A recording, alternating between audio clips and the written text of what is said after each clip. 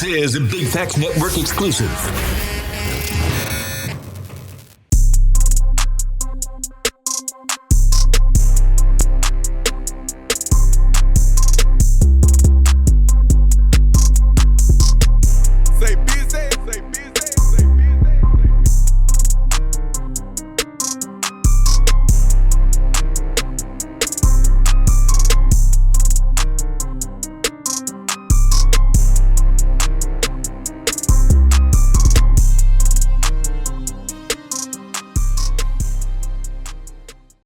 Okay, we live in the crib, vibing with Vito. Make sure you like, subscribe, and comment on the YouTube at Vibing with Vito. Also follow us on the Instagram at Vibing with Vito. You already know the slogan, we vibrating higher, always chasing purpose over popularity. Check us out each and every Monday on the Big Facts Network. Shout out to the team.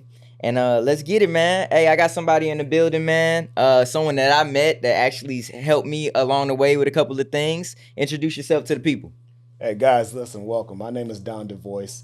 I'm an author, ghostwriter, and I help people align spiritually and reform their identity. And today we are vibing with Vito, baby. Nah, that's what's up, bro, man. Thank you for coming, bro. Thanks for having me, bro. Thanks It's good to meet you in person, bro. We always be on Zoom and stuff, chopping up game. You've given me a lot of knowledge about writing books and just different things of that nature. But let's take it back on your journey, man. How did you know that this was your God-given life journey and life path? Man, I didn't. Honestly, I didn't. I remember as a young kid, man, I was always into writing and storytelling, right? Right. And I used to write rhymes. And one of the things I did for my cousin, he used to write raps. And I used to take this cat's notebook and his raps, and I would go and rewrite them because they was good. Yeah. But I felt like if I can rewrite them for me to sound better, and I would give him what I did, and he go, man, like, how did you do that? I'm like, do what? He like, you took my words and you made them better. He's like, you're saying the same thing, but just it's different. Right. And that's when I knew, like, I have a gift for writing. Right. And so it went away for a long time, Vito. Like, I started getting into entrepreneurial stuff, like sales and stuff. It's kind of went away. But then when I finally found my niche in the insurance industry, bro, that's when it took off again. I started rewriting scripts, sales scripts. I said, this is cool, but like if we did it like this, like I think it'll move. And it did. And so as I was transitioning out of the insurance industry, which I didn't know, I was transitioning out.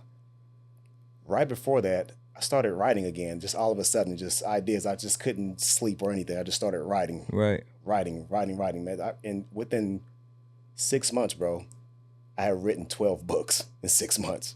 You wrote 12 books in 6 months? In 6 months, bro. Like, and I was surprised myself, bro. And I look up, it's 4 or 5 o'clock in the morning. My wife is like, what are you doing? I said, I can't stop writing. Damn. But when I transitioned out of insurance, I said, oh, okay, so that's what God was doing. He was prepping me. Dang, it's so crazy. Like, and thank you for sharing that, bro. It's crazy how God will align you with purpose without even telling you. Yeah. He'll just put you into something, right? So it's like you were in insurance, right? You were doing your thing, selling probably a ton of insurance. I would assume comfortable. Yeah. Facts. Living good, and it's like something told your spirit, like, bro, nah, like this ain't what I want you to do. Nah, I want you to do this. Exactly, bro, and that's how it happened. That's crazy. How I got born again, so to speak. Nah, for sure. I got $1 million question, man. Everybody that graces my show, I have the opportunity to ask them, and I have the opportunity to ask you. How big would you dream if you knew you couldn't fail?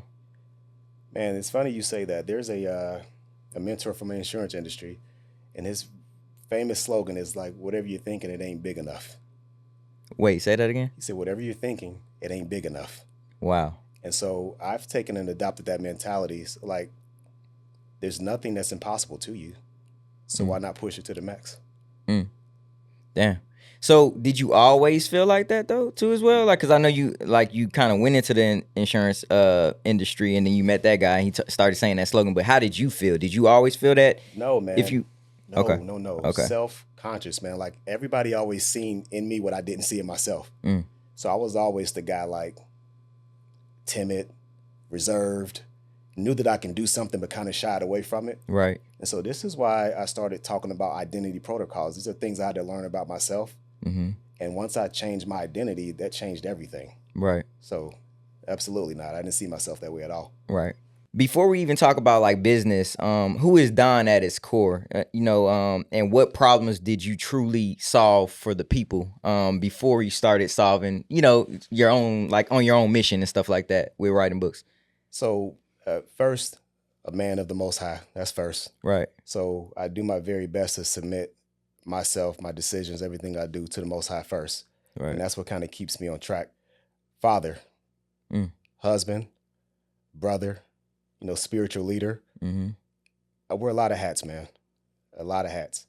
But before all that, there was always like a little nudging on the inside that there's more for you. There's greater for you. And in fact, man, one time, it's funny, and I'll drop the insurance thing, but it's been a big part of my life. When I went and got my insurance exam and I passed it, man, I had a little experience right after that because I didn't feel prepared. I didn't know that I was going to pass the exam, bro. And once I got out and the guy told me that I passed, the score was my birth year. So that was like a sign, like, right. I got an 83. Right. Because I prayed before I went in. And when I got in the hallway, I just began to thank the Most High. Mm-hmm. And the craziest thing happened, bro. Like I just felt this presence. You know how like your mom, like you can feel your mom's love for you? You know what that feels like? Mm-hmm. Imagine that times a zillion to where it's debilitating. You can't even stand. I had no choice but to fall to my knees. And I heard a voice say, "This is nothing. I'll do anything for you." And so after that, I knew that I was put on this earth for a bigger purpose, man. So ever since then, everything has been purposeful, intentional. Because like if I'm here for a purpose, I got to fulfill it. Right. Like I can't leave this earth without doing what I was put here to do. Right, facts. I have a slogan that I always say, and it's crazy. It goes right into this. My slogan is purpose over popularity, right? Yeah. So when I say that slogan, how can you mirror that around your life path and life journey? Well, at the end of the day, man, like I don't do it for fame, likes, any of that type of stuff, man. I truly, genuinely want to help people. Mm-hmm. Like, so if your goal is to help people, man, like one of my favorite scriptures, Matthew 6:33. Seek ye first the kingdom of Yah or God. And all these other things should be added to you. So if you do what he's called you to do first, all the likes, the popularity and stuff will come anyways. Yeah, wow, for sure. Thank you for dropping that gem, for sure. No. You before I even ask this other question, man, like, cause talking to you, right? You always kind of put numbers together. You asked me that when you met me, like you're like, "What's your birthday?" And then I told you my birthday, and then we were doing my book, right? Right. And the numbers came up somehow, like so, like.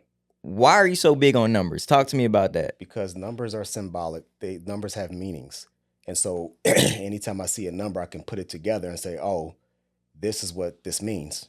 Because sometimes that's how the spirit will speak to you, man, just through numbers.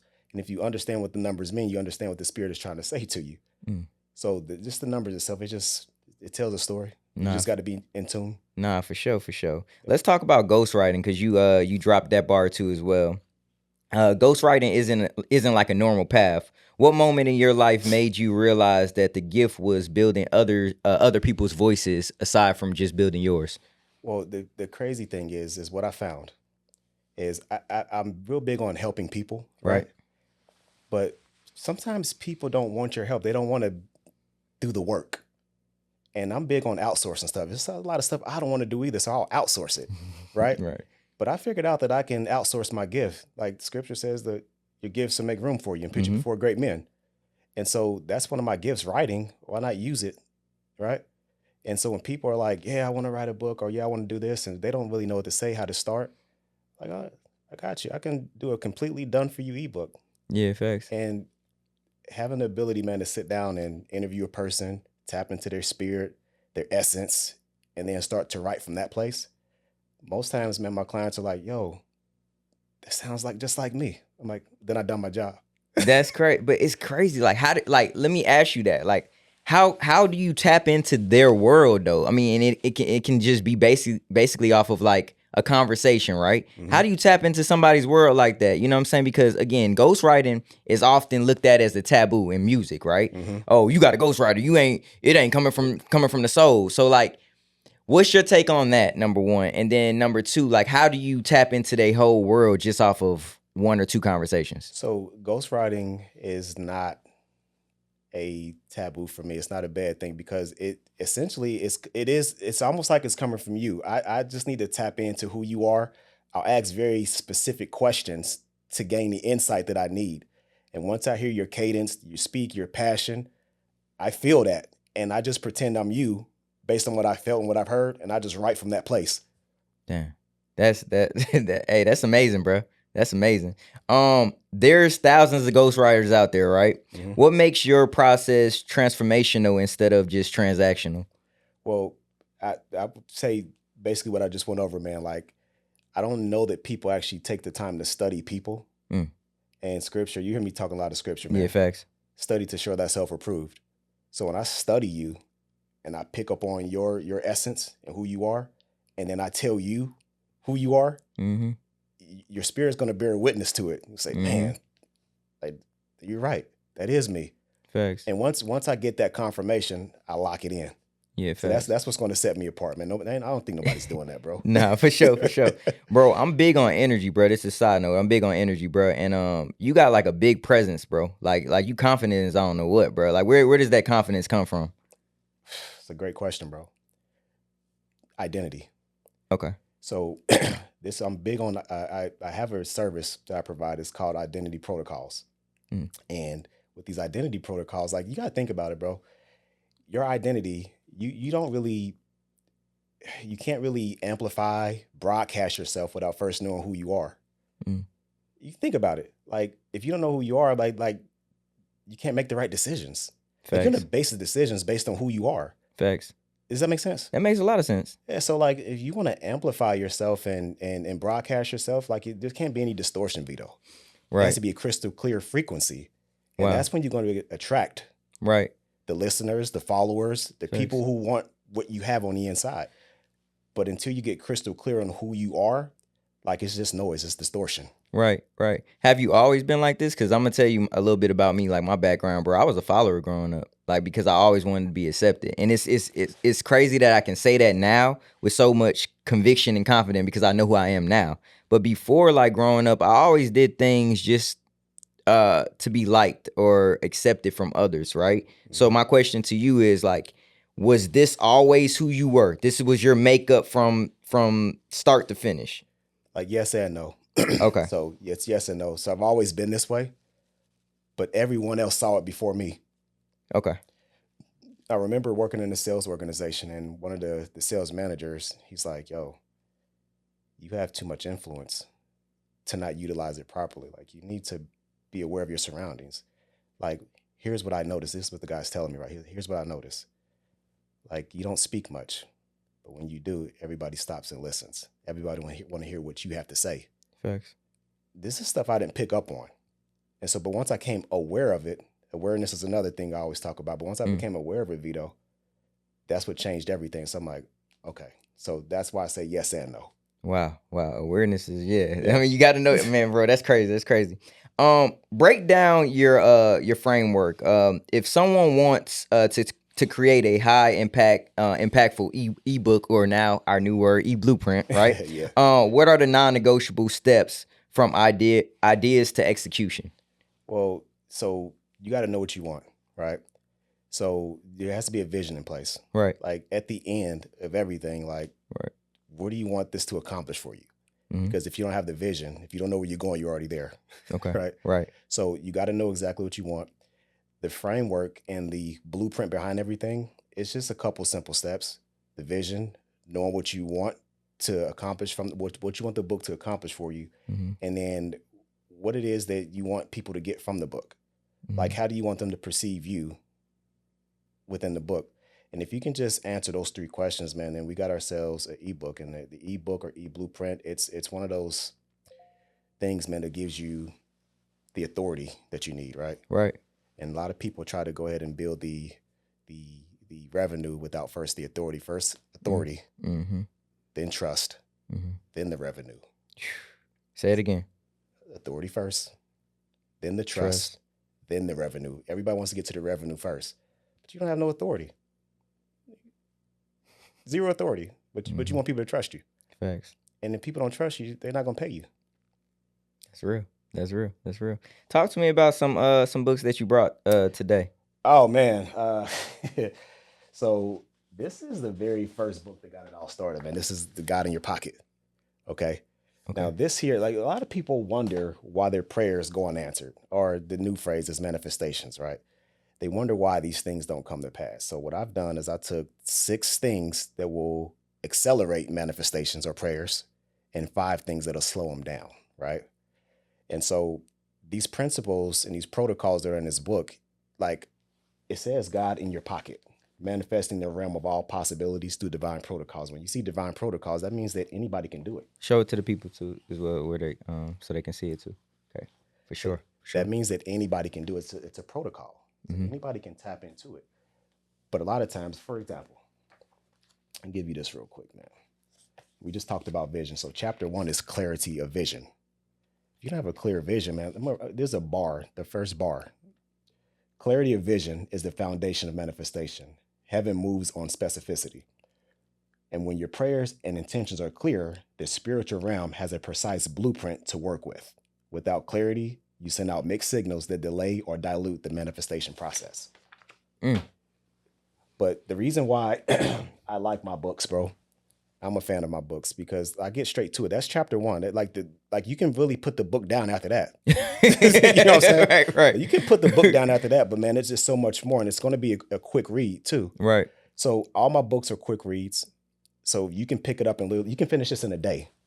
You don't need a week. I don't like novels and extra fluff fillers just to make it like it's a big book and it's more important because it's bigger. Like, no, man, you got all the sauce right there. And there's 12 chapters, and each chapter is about a page and a half long.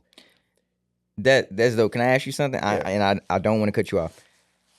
Talk to the people and talk to me, right? When it comes down to quick reads versus novels and big old books, why did you pick that first? Is it because you wanted to just get straight to the point and wanted people to be able to finish it quick, or do you feel? Let me ask you this. This is a better question.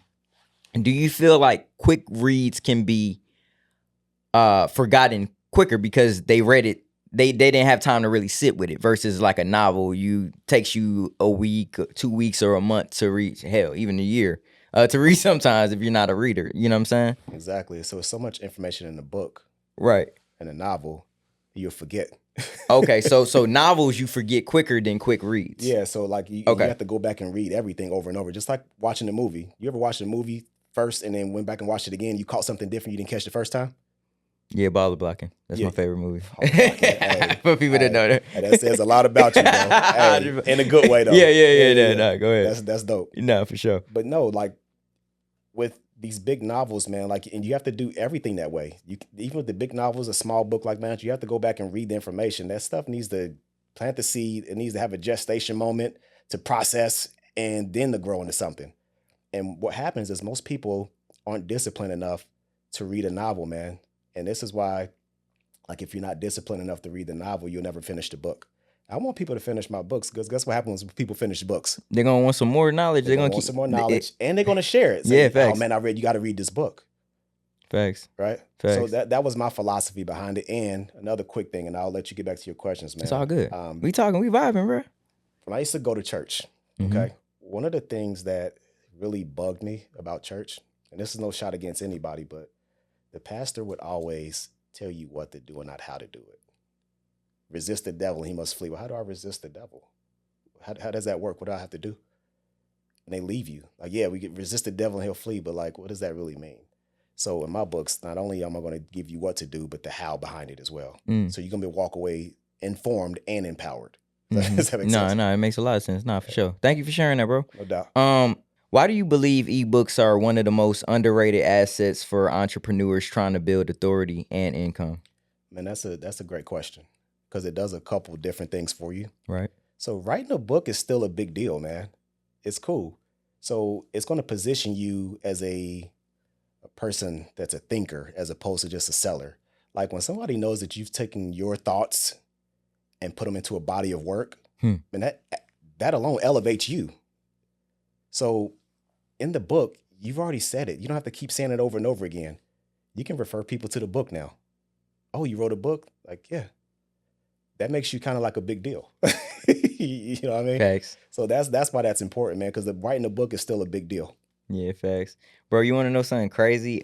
So for graduation, bro, I had got this book, bro, and it was by Hill Harper. Message to the Young Black Brother. I think it was Message to the Little Brother, something like that, bro. To be honest, bro, I still haven't read that book, bro. And it's crazy because even it was a gift. I'm gonna tell you why. I'm more so like, okay, if it's given to me, I never just I don't read it because it was given to me. But if I go to it, if I'm seeking information, bro, I read books like this, like the Four Agreements, all of that stuff that I am truly interested in. I read it like this. But if a book is just like, here, bro, just give it to me, I'd be like, all right, bet. I don't never pick it up. You know what I'm saying? So like, I say all that to say is I'm intrigued, right? I want to read your book, bro. So like, I'm gonna purchase this while we're on the show. Appreciate that. At the end of the show, because I don't want people to be like, oh, you purchase mine. Yeah. At the end of the show, I'm gonna go ahead and buy your books, and I'm also gonna kind of give you like some feedback on things that I picked up from the book. Is that Appreciate cool? it, man. I would Deal? love that. All right, cool. All right, we'll get back to the interview. In today's in today's attention economy, right? How important is visibility, and what does real visibility actually mean beyond likes and followers? Vito, visibility is like oxygen, brother. It's Facts. like what people don't realize is that if no one sees you, you don't exist. At least in the marketplace. In the marketplace, for sure. Right. So you don't exist, man. And if you don't exist, then everything else doesn't matter. Like you have to be seen. And people don't understand that. They think that, oh, like I can just get busy and do this. But like, nah, the world we live in right now, like when people see your face and they see you putting out content consistently, that's where that authority and that trust comes in at. Yeah. Nah, for sure. So it's crazy, bro, because when I met you, right, I asked you, I was like, bro, like, you were like, I'm not big on social media, right? You're not a social media guy. So visibility to you is what? What do you take as visibility? Because it just seems like you have your own like niche, like audience that you've been around for, that supports you and stuff like that. How do you get your stuff out mainly? So coming from the sales industry, Right. like the best compliment that you can give anybody is a referral. So I just run a referral business, bro. Like, Thanks. and so I can go out and I can speak to an individual, add some value to their life. Say, man, who else you know that could probably benefit from having a conversation with me? Oh, you know my cousin such and such, like she's all into the stuff you're talking about. Oh yeah. And then you have it. Like this is never ending, bro. It's never ending. So you feel like word of mouth is kind of better than social media visibility too as well? So it's both, man. You have to have multiple avenues too. Okay. So with that, I don't have a strong social media presence. However, I know that that's the way that the world is going into. So now I got to work on that. Yeah, facts. Too. So that's why I'm here. So facts. Yeah. Nah, it's dope. I mean, and thank you again for coming on my platform. I say this to all my guests, bro, because like I don't take that lightly, right? For people to take time out of their day to come and vibe with me, like that's important to me. Whether you have a social media following, personal following, I just like to meet the person, you know what I'm saying, and talk to the person. So again, thank you for being here. That's number one. And then number two, thank you for sharing your products and stuff like that too as well on my show. Got a couple more questions for you. What's the most common mistake you see entrepreneurs make when they try to build their brand? It kind of goes back to what I was talking about earlier, man. Like putting the cart before the horse. Like there's positioning that needs to take place. And the biggest mistake that people make is they don't want to position themselves properly. They see the person out there that's doing their thing, but there's structure, there's systems, there's processes in place that's going to get you to where that person is. And they want to skip the process, right? But also get the progress. Don't work that way. Thanks. Like you have to be patient with the process, but impatient with the progress. So they're impatient with the progress, but they're also impatient with the process. The process is the process. You think about a woman who's pregnant, bro, it's 9 months. Period. Facts. What happens if someone says, oh, this is taking too long. I want to see the baby now. Facts. And it's 6 months. What's going to happen to the baby?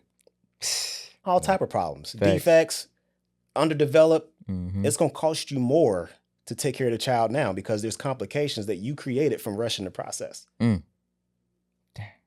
Bro, that's a bar right there. Nah, for sure. Let's take a break really quick. Let me shout out to my sponsors, man. Shout out to Certified Fighters, man. This is the hat that I'm wearing. Y'all make sure y'all tap in with them. Also, make sure you go get my blueprint. Views don't pay the bills, but your voice will. This blueprint teaches podcasters how to turn visibility into income without chasing views. So make sure that y'all go and get that at vibingwithvito.com. Let's get back into the interview. Got a couple more questions for you too as well. You talked about identity protocols, right? That's a powerful phrase, by the way. What are they, and what are identity protocols, and why do most entrepreneurs like operate without them? So identity protocols, what they're designed to do is to upgrade your internal operating system, right? Okay. And so most people don't know that they have that, but you have a operating system, and it's really lined up with your personality, right? Your past experiences, the decisions that you make, the people that you meet, your influences, like it all creates your identity. And if your identity is not on point, nothing in your life's going to be on point. That's what you're going to project who you are. Facts. And a lot of people think like, well, things are not working out. No, like the problem is that your identity is off. You need realignment back to your God-given purpose, divine nature, like what you were designed to do. And we've gotten so far away from it. One of my favorite scriptures, man, is be ye transformed by the renewing of your mind. Say that again for me.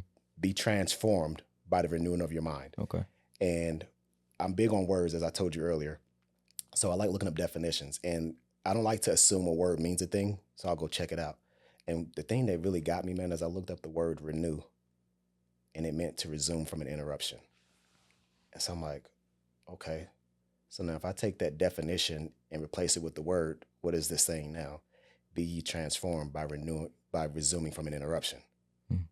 So you were one way at first. You were designed to be one way. Something changed, and now you have to be transformed and resume from that interruption that had taken place. What was the interruption? What took place? Facts. Does that make sense? It makes a lot of sense. Yeah. I want to ask you a question. What were some interruptions in your life that took place that got you here? Hooking up with the wrong people.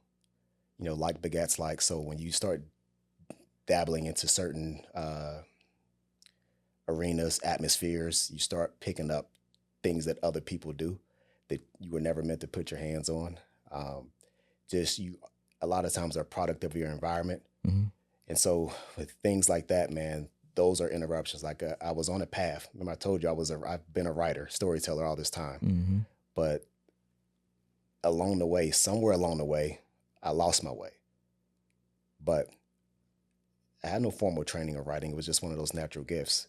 But since it was already here, it never went away. It was just lying dormant. Right. And so I had to resume from that interruption. Right. And who knows where I would be had I not started hanging around with the wrong crowds, getting into the wrong relationships, man. The relationships are important, bro. Right. You got to have the right relationships, the right people in your mentors, Facts. people who are walking the same way as you. How can you walk together? How can two walk together unless they agree? Right, absolutely. Right? So and for you to walk with somebody, you have to be in agreement with them. So even if they're walking the wrong way, if you're walking with them, like you're misaligned and you're in agreement with them. Right. So it's just a lot of different things that can get you off kilter and have you needing to resume from an interruption. Nah, facts. Like it's so crazy because we all have different paths in life, right? We all have different journeys and stuff like that, and we align with certain people, right? And listening to you speak, you said one thing. You was like, it was dormant, like your dream went kind of like dormant and stuff like that.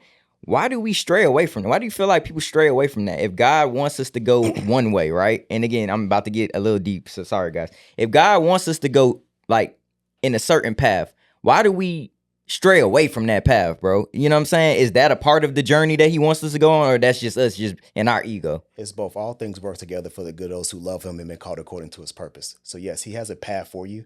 You're going to get off path, but you're going to learn some things along the way. So there's peaks and there's valleys.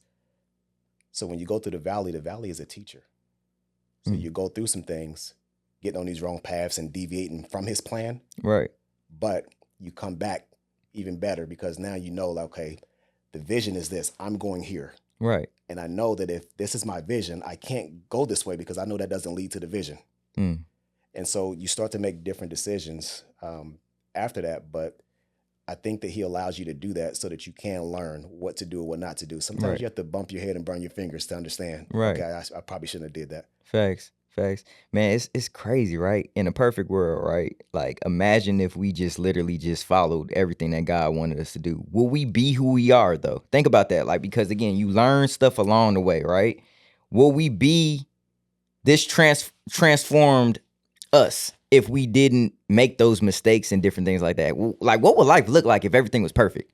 Man, I think it would be kind of like corny, if you and in it my probably would, opinion. because like the things that you go through, sometimes it's a test for Right. you. Sometimes it's an assignment. So again, all things work together for the good of those who love him, been called according to his purpose. So it all works together for your good somehow, some way. So I think that it's been like that since the beginning of the time. He told them, hey, don't eat from that tree. You can eat from all the other trees, but not that one. Facts. They still ate from it. Right. Dang, that's crazy, bro. I be at home sometimes. I be in deep thought, bro. I don't smoke, I don't drink, I don't do anything in that. But I'm a thinker, bro. I'm like in my quiet time, I just think. Sometimes I don't even watch TV, bro. You know what I'm saying? I literally just be thinking. It's like those are some of the questions I ask myself. Like, bro, like imagine if I just did everything God told me to do. Like, it's free like will. Who would I be? It's free will, man. He gives you a decision. And so he'll reward you for the decisions if you make the right choice, because you innately know what the right choice is. But sometimes we want to please the flesh, and this looks a little funner over here. Right. This path, God, seems a little too restrictive. I can't, Right. And he's like, all right. Right. But also with that, bro, it's kind of crazy because like God doesn't judge, right? God still loves you. God allows you to repent and different things of that nature. So it's just like, I don't know. I'm like, bro, isn't he still like rewarding us along the way? I don't know, bro. It should be things I be like asking myself, bro. Like, you know, like, okay, like let's take like the children of Israel, for instance. They was in the wilderness for 40 years. They didn't have to be in the wilderness for 40 years. They cost themselves time. But honestly, what he was doing is all the people who were not thinking the right way, he let them die off in the wilderness. So all he had was the right thinking type of people, the young ones. Mm-hmm. He got rid of the old way of thinking in the wilderness. So Thanks. A lot of times, man, like he'll do things for reasons we don't understand and we don't know. And you think about other figures in the Bible, the one who they call Jesus, man. I mean, it didn't take him long at all. Yeah. They said by 12 he was doing his thing, but just obedient. Hey, this is the path we're on. This is what I'm doing. I'm here to be about my Father's business. Is what he told his mom and his daddy. Like, y'all looking for me? Why wouldn't you think I wouldn't be here about my Father's business? He was 12. That's crazy, bro. You know what I'm saying? So like you can accelerate if you stay in the lane and participate in what he's telling you to do. I'm about to write that down. That's a bar right there. I wish I had a pen for you. Put it in your notes. Put it in your notes. I'm gonna come back and watch this. Yeah. Facts. That's a bar. Come back and watch. Make sure when we drop it. Hey, yeah, for sure. If someone is watching this right now and knows they've been sitting on like their stories and their ideas, what is the very first move you would tell them to make? Man, hey, I'm gonna look into the camera for this one. Let's get Listen, hey, upgrade your identity. That will be the first thing. And you can upgrade your identity by, hey, copy one of these books. Like this book here is amazing. Okay. You can upgrade your identity by the Book of Decrees. This book here is going to tell you, like, sometimes people don't know what to pray for. They don't know what to say. So this tells you literally everything, like every area of your life. There's a decree that you can read for every area. If you want wealth and provision, health and healing, mind and emotion, family relationships, purpose and calling, whatever it is that you want, any area of your life, you can pick up that book, and that will help shape and rechange your identity. Or you can tap in and go by way of identity protocol. Like whatever lane you want to get in, just tell me what you want and I'll show you the path. That's what I would tell folks. Facts. Nah, that's dope. Have you ever struggled with like helping other people build their voice while still building your own? That's a good question, man. And I'm gonna ask. This is probably gonna sound cocky, man, but like no, because like, and I don't like to take credit, but I've been given a gift to kind of look ahead, man.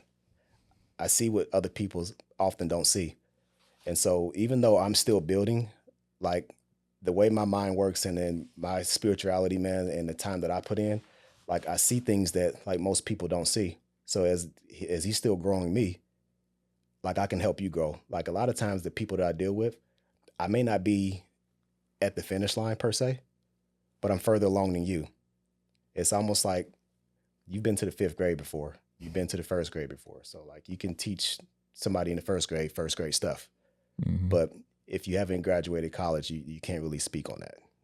Facts. Does that make sense? It makes a lot of sense. So yeah. No, for sure. What's the psychological difference between someone who writes a book and someone who becomes becomes authority, like an authority? So probably just embodiment, man. Like when a person writes a book and the intention has to be there first. So like if a person just writes a book and they just wrote a book, that doesn't really do anything. You have to embody what's in the book. Mm. And so without the embodiment aspect of it, like there's just stuff inside the book. But like when you can embody the book and like you having a conversation with me, man, I can pull from any one of these books right now and that I embody it. Facts. That would be my answer. Just simply embody the book, become the book. Facts. And that's how you become the authority. That's dope. Damn. That's dope. That's dope. We got 3 books here, right? Yes, sir. What's your favorite chapter out of all 3 of these books? I know that may sound crazy. And yeah. So it got in your pocket, man. I mean, like I told you earlier, I love all my books. There's a chapter in God in Your Pocket. I believe it's chapter 5. It's called double-mindedness. And that just means like you like in order for your prayer, your manifestation to come to pass, you can't be saying one thing with your mouth and thinking something else with your heart. Like those two have to be in alignment. And when 2 or more come together in agreement, it shall be established, right? And so when I look at from that, I love the aspect of teaching people how to become aligned with their mind, mouth, and their heart. So that's probably my favorite chapter in there. The very last chapter of the Book of Decrees, I love that chapter because it's like the pinnacle chapter, the ultimate individual. I can't say the ultimate man because it's for men and women. It's the ultimate highest version of yourself. And you can begin to speak those things on a daily basis. I speak this every morning, this Book of Decrees. Like there's 12 chapters in there and there's 7 decrees per chapter. It takes me about 40 minutes on average, but I speak every single one every single morning without fail because I wanted to get deep down in my subconscious mind and I wanted to change me from the inside out. Does that make sense? So like I'll get into it and read it every time. And the last book here that I brought, I just recently had a son, Vito. Congratulations, bro. Thank you, man. That's real talk. Congratulations. Thank you. I appreciate that. And the Most High speaks to me through teaching my son, man. And I can't say that I have a favorite chapter in that book. I love the whole thing because like he's raising me while I'm raising him. So some of the things I tell my son, and he's only like 16 months. But for instance, like this cat wants some food. He don't understand that it's too hot, right? Right. And I have to say, hey, patience, son. Like I can't give it to you now. You're not ready for it. Better yet, it's not ready for you. Let me finish preparing it for you. It's coming. I promise you. You're going to eat. You're going to get it. But it's just not ready. And I hear that. I'm like, Yeah, right. Dang. That's dope. That's dope. Talk to me about fatherhood. So how many kids? I have 3 children. 3 children. Out Okay. of my loins. Okay. So, nah, for sure. Yeah. Boys, girls, mixture. I have my oldest, man, like I say, out of my loins, I have 3.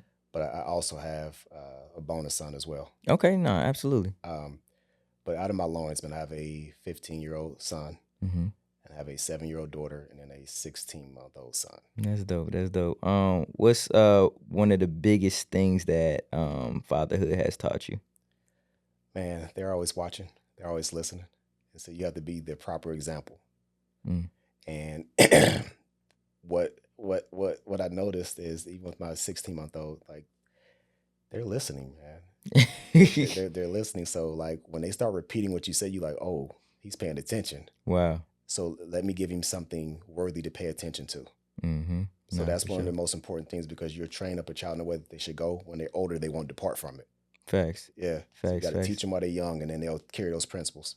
Facts. Do you think like because they're listening and they watch everything you do, they're gonna be into writing books or different things like that? Because you know they are what they pay attention to. Like you Yeah. can adapt certain things from your parents. You know what I'm saying? Father, mom. You know what I'm saying? Just different attributes and things. I mean, even with my oldest, I mean, he's very articulate. Like he's always had a elevated vocabulary. You know, so a lot of times people talk to him, they like, you know. Yeah. Like. So, but it's the way I talk to him. Mm. And so I think that you're spot on with that. I think that they will get into something like that, or it's maybe later in life find out that that's their gift too. Like, Facts. whatever the Most High put in their heart to do in this world, that's what they're going to do. But probably something. Facts. Facts. What's one thing that you instill in them, like one principle that you lived by too, that you instill in them too as well? Oh man, there's so many principles, man. We have like life lessons, like Okay. particularly me and my older son. We have these life lessons we talk about. So one of the life lessons, for instance, is never accept no from a person who can't tell you yes. Say that again one more time. So never accept a no from a person who can't give you a yes. Mm. Because if a person can't tell you yes, then why would you accept their no? They couldn't even give you what you're asking for to begin with. Mm. So you go to the person who can give you a yes and a no. And if they still tell you no, then at least you know that you spoke to the right person. Mm-hmm. So, but for instance, this is a funny story. I went to the grocery store and grabbed, I forget what I grabbed, it was the wrong thing. And so I went home and realized it when I got home. So I went back to the grocery store. So I'm talking to one of the clerks and I'm like, hey, like I can't eat this. This has pork in it. Like I'll get sick. I just need to swap it out. I didn't ask him. I said, I just need to swap it out. I said, oh, since you've already taken it out of the store, sir, we can't do that. And I looked at his name tag and it said associates. So I'm like, okay, hey, with all due respect, man, nothing against you, but may I speak with the manager, please? He's probably going to tell you the same thing. I'm like, well, at least he can tell me yes or no. The manager comes. So how can I help you? I said, hey, listen, this is totally my fault. I completely apologize. But I picked this up. This is not a good product for me. I can't use it. I'll get sick. Like I promise I won't make this mistake again, but I need to swap these out for something else. He said, we normally don't do that, but I'll let you do this one time. I said, thank you so much. But had I listened to the associate, I would have walked out of there and wasted money. Talk to the person who can give me a yes and a no. Swayed him. He gave me the yes I was looking for. That's dope. Nah, that's dope. I'm gonna start living by that too. Yeah. Nah, for sure. Nah. If you could tell your younger self anything, what would it be and why? Man, so with these identity protocols, man, this is something that I do always. So it's funny that you asked that question because I talk to my younger self still. Mm. Don't be afraid. Like there was points and times in my life to where I didn't have any fear as a kid, man. And I have tons of stories. I didn't have any fear at all. I didn't know what fear was. And I got introduced to fear. And I would tell myself, don't be afraid. Because that fear, like certain things that you do, man, it talks to your nervous system and your nervous system records it. And it prevents you from doing future things because it's like, okay, that's dangerous. So let's avoid that. And you don't take risks. You're timid. You know, you don't speak up when you should because of because of fear. It's imprinted. And I would just tell myself, just feel the fear and do it anyway. Yeah, that's dope, bro. Cause I recently for the past couple of years I've been telling myself that too as well. I started doing Muay Thai last year around April, and growing up I always had kind of like, you know, you get those butterflies. I always had fear of like, damn, this person could probably beat me up. You know what I'm saying? Or like if somebody's bothering me or something like that. It was like sometimes it wouldn't hinder me from like defending myself or protecting myself, but I just dived into this because I was like, growing up, I knew I had like that fear of like, you know what I'm saying? Like wanting to defend myself. I would only do it if I was pushed to do it. Right. And, by doing Muay Thai, it's just like, dog, I don't have no fear no more, bro. Like, I don't have no fear, bro. I be going up against people that I know, like, I know this person is dangerous, bro. Very dangerous. And it's just, bro, to go back to what you were saying, that's how I live too as well. It changed your identity, bro. Yeah, like facts. Sometimes you just have to do a thing, and once you do that, it resets the nervous system. Nervous system picks up the new identity. Facts. We don't fear nothing anymore. We just go in. Nah, for sure, for sure.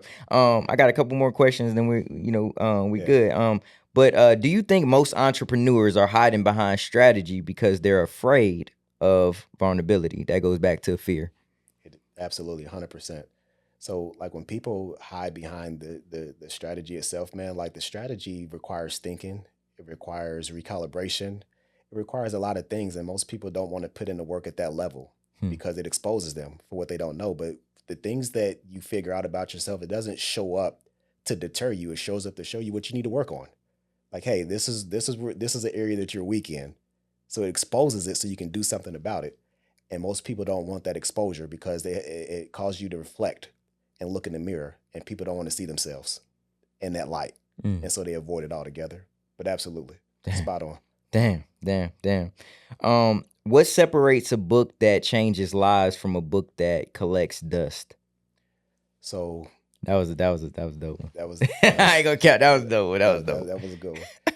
So I think a book that collects dust is one that probably doesn't have a real genuine purpose. So sometimes people want to write a book just to write a book because it's cool. Facts. Like, what is your intentions? And what did you want this book to accomplish? Goes back to what I said earlier, right? Yeah. What do you want this book to accomplish to even begin with? Facts. And if you don't answer that, then you just have words on a piece of paper inside a book. Facts. That's it. But if it's going to be about purpose, right, over popularity, you have the purpose, your intentions, what you want this book to accomplish. Even scripture says, my word shall not return unto me void, but it shall accomplish that which I sent it forth to do. Mm. Now it has a purpose. Now it has a place to go. But if it doesn't have any purpose or intention, it's going to sit there and collect dust. Crazy, bro. This is dope. Hey, I ain't gonna even lie. This was a great conversation, bro. Again, we just only known each other for like 2 weeks, 3 weeks. It seems like it, right? Yeah. But it seems like we've known each other for a long time, bro. Yeah, And again, I'm appreciative of the relationship that we're building, and I'm appreciative of what you're doing. You know what I'm saying, too, as well. Likewise, too, man. I feel the same way. Like, the crazy thing is, like you said, it's been probably realistically maybe a month. Maybe right? a month. Yeah. Maybe a month. But I told you when I first talked to you, I'm like, yeah, facts. Like, it feels like I've already been knowing you, bro. Nah, for sure. And that's one of my secrets too, man. I'll give that to the world now. I treat everybody like I know them. That's why everybody resonates with you. Yeah, because I treat you like I know you, man. Like I don't meet strangers. Right. Like you're my friend already. Nah, for sure. If my spirit aligns with that. Exactly. And if it doesn't, we're not friends. Yeah, I'm gonna just write your book and you can get up out of here. Bro. And sometimes I won't accept it, man, because I don't want to even tap into your spirit. Once I feel with your spirit, I don't even want to. I don't even want to tap into that. Like, damn. I don't know if I can do this for you, bro. Facts. Now let's talk about that. Like, bro, and I would assume someone's come to you and like, hey, bro, I want you to write this book, but you just wasn't vibing with them. The money was good, like they were willing to pay. You just wasn't vibing with them. You know what I'm saying? Have you ever like gone against your spirit to do that, to take the bread? Nah, I wouldn't do that. That hasn't happened. So I've been blessed that the Most High sends me people that I can align with and I can do this work for. But if it ever came to that, like, no, I wouldn't do it. Because I don't really do this for the money, man. I really don't. And a lot of people say, well, what do you do it for? This is just what I enjoy doing. Like, I do it. Like, I'm going to get paid from it, of course. But I'm doing what I love, and I have fun doing it. So I don't really need your money, bro. Like, even with the insurance business, man, like, I get paid residual. I don't do it anymore. I still get paid from work I did 10 years ago. I don't need the money. You know what I'm saying? Like, I want it. Don't get it twisted. Yeah, not fast. Don't get it twisted. But I'm in a place where I don't need it, man. So I can be picky. Yeah, facts. Why do you think people like would just do anything for the bread? You know what I'm saying? And go against their own like judgment, their own spirit, just to do something for the bread. Character, man. It shows your character, what you're really made of. Bro. Like when money rules you, like it shows your character, who you are, man. Like it exposes you. Facts. Yeah. That's crazy. The boxer Bud, you know who Bud is? Terrence Crawford. I heard of him. He was literally on this podcast, right? And he stopped boxing, bro. You know what I'm saying? At the height of his career, I think he's undefeated or whatever. He just stopped boxing or whatever. He was like, I don't care. It's not about the money, right? And then the host was like, bro, for $100 million, you wouldn't take another fight. He was like, nah, I'm done, bro. It's not about the money. He was like, for $100 million, they can have my soul. And he was like, that just shows your character. Bro, the host got quiet, bro. He was just like Like, bro, he just called him out like that. That just shows your character. For 100 million, I'm not doing. I feel like that too, bro. Like, it's like, bro, I'm not doing nothing weird. I'm not going to any parties, secretive parties. Or doing any of that for no money, bro. Stuff, right? Hey, I ain't doing, bro. I'm not even vibing with you, bro. If you on some weird time, bro, I just can't do it, bro. Yeah, I don't care how much, bro. Like, dog, it don't like even with the podcast, bro. People come at me, and it's all about their delivery. Number one, the conversation. If you just like, hey, bro, I'm the hottest thing in the street, bro. You need to have me on your platform. Why? I don't need you on my platform, bro. Like, I don't need you, bro. Like, I will go looking for you if I wanted. You know what I'm saying? But you coming to me telling me you the hottest and you demanding, nah, bro, you need to go somewhere else with that. Yeah. You know what I'm saying? Like, it's crazy, bro. No, I feel that. I resonate with that. I don't need everybody's business. All business is good business. Nah, facts, bro. Thank you for coming to vibe with me, my dog. For sure. It's been another episode of Vibing with Vito. Make sure you like, subscribe, and comment on the YouTube at Vibing with Vito. You already know the slogan. We vibrating higher, always chasing purpose over popularity. Check us out each and every Monday, man. Tell the people where they can find you. DevoiceAscensionGroup.com. DevoiceAscensionGroup.com. And on Instagram, you can do Devoise Ascension Group. And on Facebook, just look for Devoise Ascension Group. Nah, for sure, bro. Hey, man, we out, man. It's been an amazing episode. Let's get it.